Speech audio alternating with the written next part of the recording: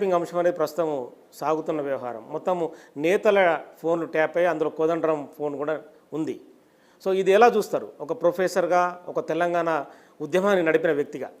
చాలా రోజులుగా చెప్తున్నాం, ఈ గవర్నమెంట్ ఫోన్లు వింటున్నది, ఇది వ్యక్తిగతమైన గోప్యతకు ఇది భంగం కలిగిస్తున్నది, ఎట్టి పరిస్థితుల్లో దీన్ని మనం ఆమోదించరాదు అని అందరికీ కూడా మేము చెప్పటం జరిగింది ఆల్రెడీ. కాబట్టి మేము ప్రకటన చేసినాం, దాన్ని ఖండించినాం, ఈ ప్రయత్నాలను విడనాడాలని చెప్పినాం. కానీ అప్పుడేమో మాది ఒంటరి గొంతు అయింది. ఇవాళ దాదాపు అందరూ ఈ రకంగా ఫోన్ ట్యాప్ చేయటం నేరము, దీనిపైన చర్యలు తీసుకోవాలని ఒత్తిడి పెడుతుంటే తప్పకుండా మా కోరిక ఇన్ని రోజులకు నెరవేరుతుందనేటువంటి సంతోషం కలుగుతున్నది. అందరం కూడా కోరుకునేది ఏంటంటే వ్యక్తిగతమైన గోప్యతకు భంగం కలగరా, నంబర్ 1. నంబర్ 2, అందరం కూడా కోరుకునేది ఏంటంటే ఎట్టి పరిస్థితుల్లో ఇవాళ ఈ ప్రభుత్వం అనేది ఈ ఫోన్ ట్యాపింగ్ను కొనసాగించరాదు. వాళ్ళు ఆల్రెడీ మేము అట్లాంటి పనులు చేయమని తప్పు చేశారు, మేము చేయమని ప్రకటన చేసిండ్రు. మూడోది ఏంటంటే తప్పు చేసిన వాళ్ళపైన కఠిన శిక్ష ఉండాలని కూడా డిమాండ్ చేస్తారు. కఠిన శిక్షలు అంటే ఏ శిక్షలని మీరు అడుగుతున్నారు? చట్టం ప్రకారమే శిక్ష వేయాలి. ఎవరమైనా మనకు తోచిన శిక్షలు నిర్ణయించే అధికారం మనకు లేదు. చట్టంలో ఎంత ఎక్కువ శిక్ష వేసే అవకాశం ఉంటే అంత ఎక్కువ శిక్ష వేయాలని కోరుతున్నాం. బీఆర్ఎస్ అధినేత కేసీఆర్ అరెస్ట్కు డిమాండ్ చేస్తాడా కోదండరాం?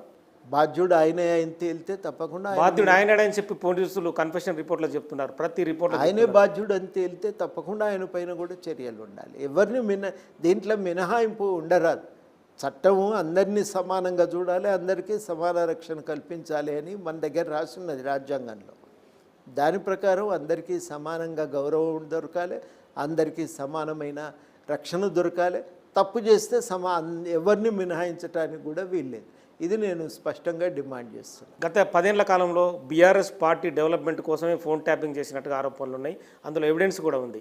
అంటే కోట్ల రూపాయల వ్యాపారాలను బెదిరించడం కావచ్చు, ఒక పార్టీ ఫండ్లోకి అంటే బ్యాంకులోకి ట్రాన్స్ఫర్ చేయడం కావచ్చు, ఇలాంటి అంశాలు ఎలా చూస్తారు?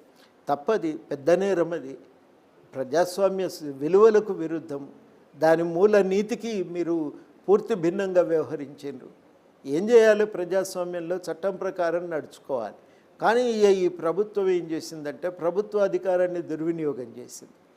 మొట్టమొదట ధరణిని ఒక దండగమారి వ్యవస్థ అది. ఆ ధరణిని సృష్టించి మన వ్యక్తిగత ఆస్తుల మీద ప్రభుత్వం ఒక పట్టును సంపాదించి అజమాయిషీని పేరుతో వాళ్ళు చేసింది ఏంటంటే ఈ ప్రైవేటు ఆస్తులను కొల్లగొట్టేటువంటి ప్రయత్నం చేసిండ్రు. ఆ క్రమంలో హైదరాబాద్ చుట్టుపక్కల 1000 ఎకరాల భూమిని కూడా హస్తగతం చేసుకున్నారు.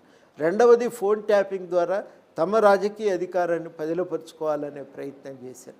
అంతేకాదు ఫోన్ ట్యాపింగ్ ద్వారా బ్లాక్మెయిలింగ్కు దిగి వ్యక్తులను నియంత్రించేటువంటి ప్రయత్నము చేశారు. ఇవన్నీ కూడా తప్పు. ఈ తప్పులు చేసినందుకు ఈ ప్రభుత్వం బాధ్యత వహించాలి.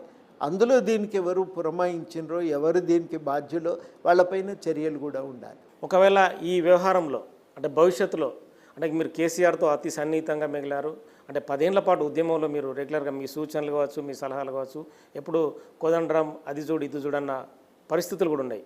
అరెస్ట్ అయితే కోదండరాం ఎలా స్పందిస్తాడు? తప్పు చేసి ఆయన జైలుకు పాలైతే, అంటే సన్నిహితంగా ఉన్న వ్యక్తిగా అడుగుతున్నాం మిమ్మల్ని, మీ స్నేహితుడిగా కూడా.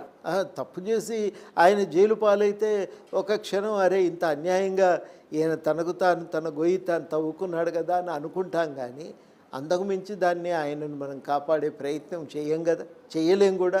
చట్టం దానికి విరుద్ధం. ఒక తప్పు చేసినందుకు ఆ శిక్ష అనుభవించక తప్పదు. కాబట్టి ఆ విషయంలో ఇంకేం మినహాయింపు ఎవరం ఇయ్యం. కానీ ఒక బాధ ఎక్కడ అనిపిస్తుంది అంటే మనతో తిరిగిన ఆయన ఇట్లా దిగజారిపోయిందనే ఒక బాధ అయితే ఉంటుంది. గత 10 ఏళ్ల కాలంలో మీకు కేసీఆర్కి మధ్య అంటే ఎలాంటి మాటల సంభాషణ కానీ కలుసుకోవడం కానీ జరిగిందని మనం అనుకోవచ్చా? ఎప్పుడూ లేదండి. ఒక పెళ్ళిళ్ళలో ఒకసారి, ఒక బుక్ రిలీజ్ అప్పుడు ఒకసారి,